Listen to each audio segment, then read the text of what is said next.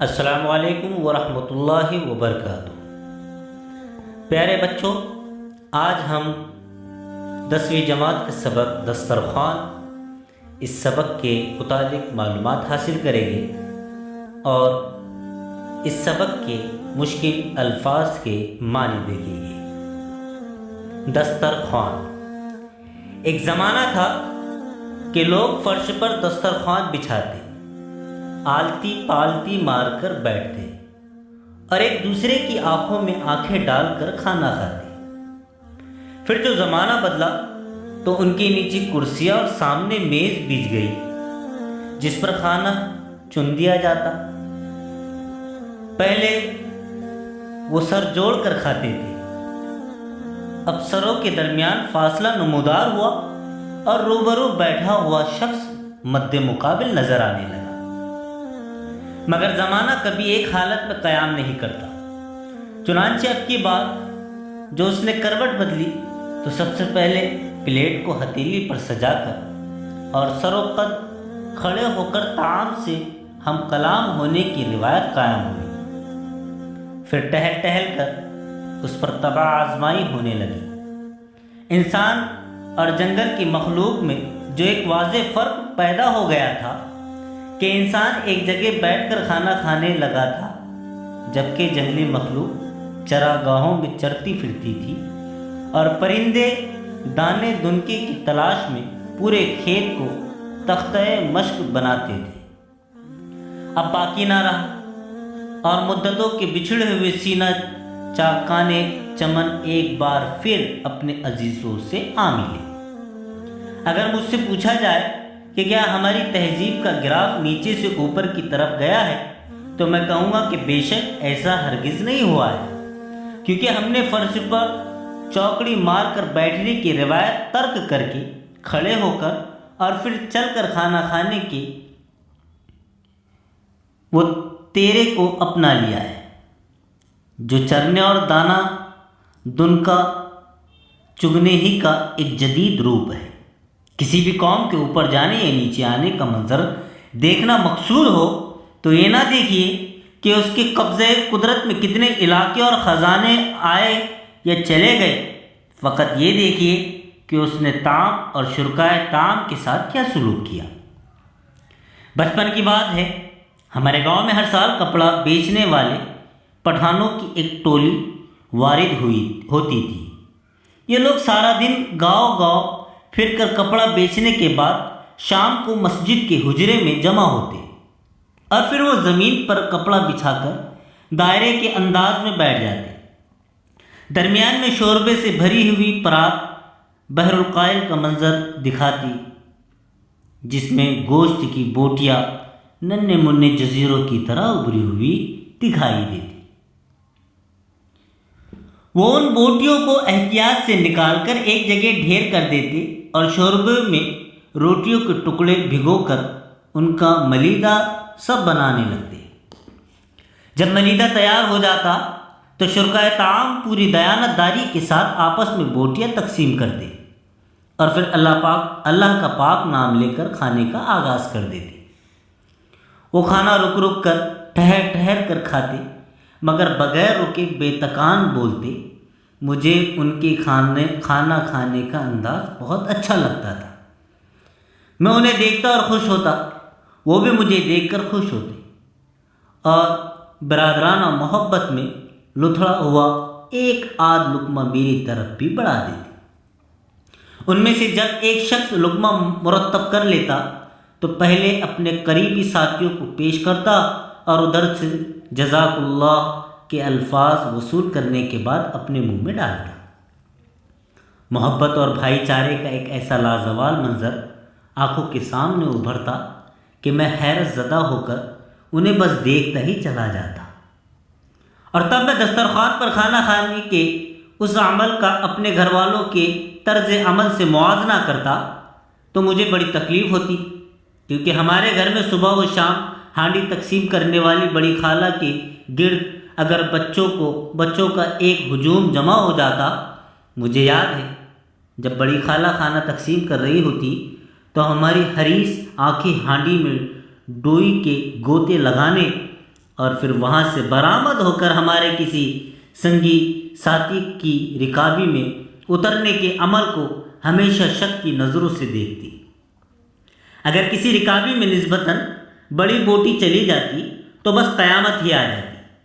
ایسی صورت میں خالہ کی گرجدار آواز کی پرواہ نہ کرتے ہوئے ہم بڑی بوٹی والے کی تقا بوٹی کرنے پر تیار ہو جاتے اور چھینا جھپٹی کی اس روایت کا ایک ننھا سا منظر دکھاتے جو نئے زمانے کے تحت اب عام ہونے لگی ہے۔ اس زمانے میں کبھی کبھار ایک انگریز افسر بھی والد صاحب سے گھوڑے خریدنے آ جاتا۔ والد صاحب اس کے لیے میز کرسی لگواتے، انگریزی کھانا تیار کرواتے اور پھر گھنٹوں اس کے ساتھ بیٹھ کر کھانا کھاتے۔ ہمیں اس سے بہت ڈر لگتا تھا، اس لیے ہم اکثر کھڑکی کی جالی کے ساتھ چہرہ لگا کر اسے کھانا کھاتے ہوئے دیکھتے اور حیران ہوتے کہ صاحب بہادر کھانا کھا رہے ہیں یا آپریشن کر رہا ہے۔ وہ اپنی پلیٹ میں ایک ابلا ہوا آلو لے کر بیٹھ جاتا اور پھر چھریوں اور کانٹوں سے گھنٹوں اس کے پر خچے اڑاتا رہتا، یوں لگتا ہے جیسے وہ میدان جنگ میں کھڑا ہے۔ آلو اس کا دشمن ہے جسے وہ اپنے اسلحے کی مدد سے زیر کرنے میں مصروف ہے۔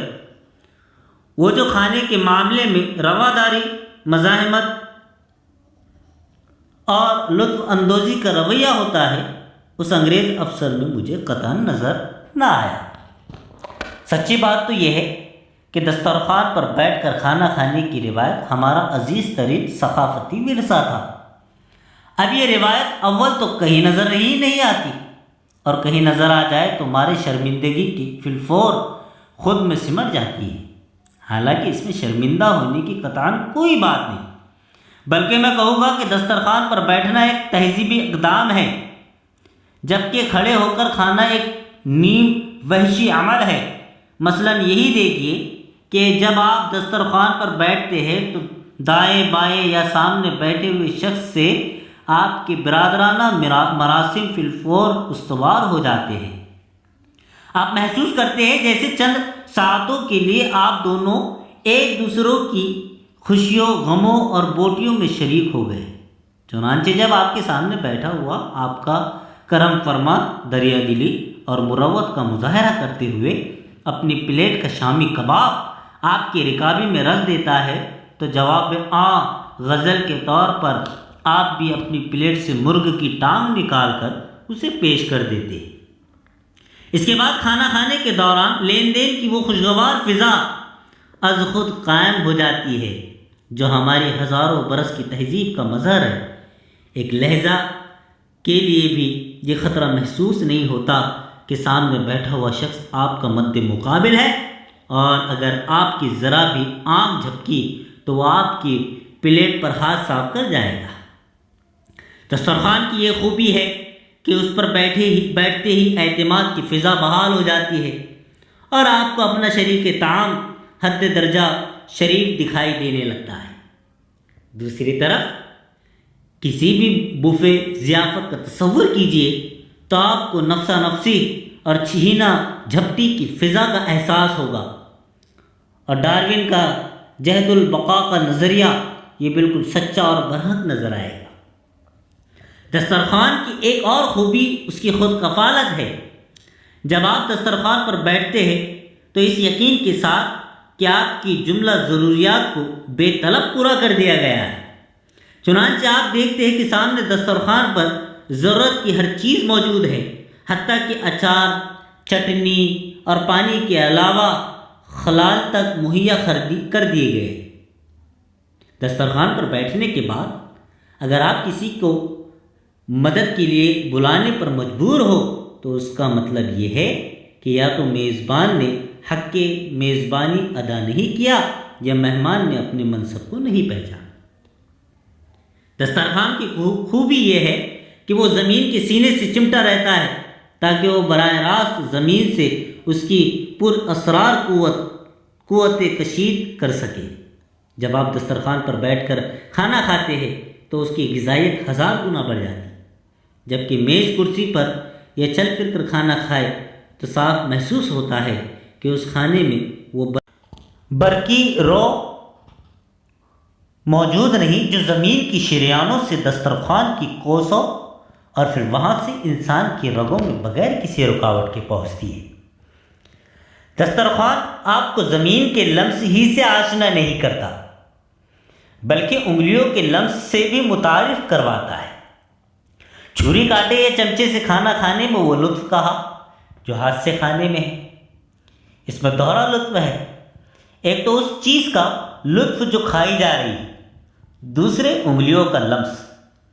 دسترخوان ہی پر آپ کو پہلی بار اس بات کا احساس ہوتا ہے کہ ہر کھانے والے کی زبان، تالو، دانت اور ہونٹ کھانے کے دوران مل جل کر ایک ایسی مخصوص آواز نکالتے ہیں جو نہ صرف دوسری آوازوں سے مختلف ہوتی ہے بلکہ جس میں کھانے والے کی ساری شخصیت سمائی ہوتی ہے۔ کسی شخص کے اصل کردار سے آشنا ہونا ہو تو کھانے کے دوران اس کے منہ سے برآمد ہونے والی آوازوں پر کان دھرے، کیونکہ ہر شخص کے اندر کی ساری شرافت یا خباثت اس کے کھانے کی آواز ہی میں مضمر ہوتی ہے۔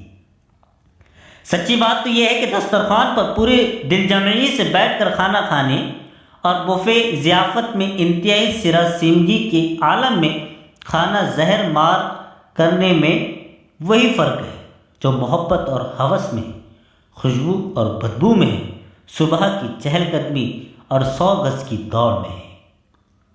مشکل الفاظ کے معنی: نمودار ہونا، ظاہر ہونا، عیاں ہونا، مد مقابل، مخالف، سروقت، کھڑا ہونا، سیدھا کھڑا ہونا، ہم کلام ہونا، بات کرنا، مخاطب ہونا، تختہ مشق بنانا، کسی مقصد کے لیے کسی چیز کو بار بار استعمال کرنا، سینہ چاکان چمن، مراد جدائی کا دکھ اٹھائے ہوئے لوگ، ترک کرنا، چھوڑ دینا، وتیرہ، طریقہ، شرکا، شریک کی جمع، شرکت کرنے والے، وارد ہونا، حاضر ہونا، حریص، لالچی، پرخچے اڑنا، پرزہ پرزہ ہونا، فی الفور، فوراً، مراسم، تعلقات، استوار ہو جانا، قائم ہو جانا، بوفے ضیافت، ایسی دعوت جس میں کھانے والے پلیٹوں میں خود کھانا لے کر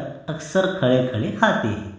جہد البقاء، زندہ رہنے کے لیے جدوجہد، خباثت، برائی، مضمر، چھپا ہوا، سراسیمگی، گھبراہٹ، جواب آہ غزل، مراد ایک بات کے جواب میں دوسری بات کہنا، زہر مار کرنا، نہ چاہتے ہوئے کھانا، کشید کرنا، حاصل کرنا، کھینچنا۔ پیارے بچوں، اگر آپ کو میری ویڈیو پسند آئی تو آپ اسے لائک اور شیئر ضرور کیجیے، اور اگر آپ نے میرے چینل کو سبسکرائب نہیں کیا ہے تو آپ میرے چینل کو سبسکرائب کریں۔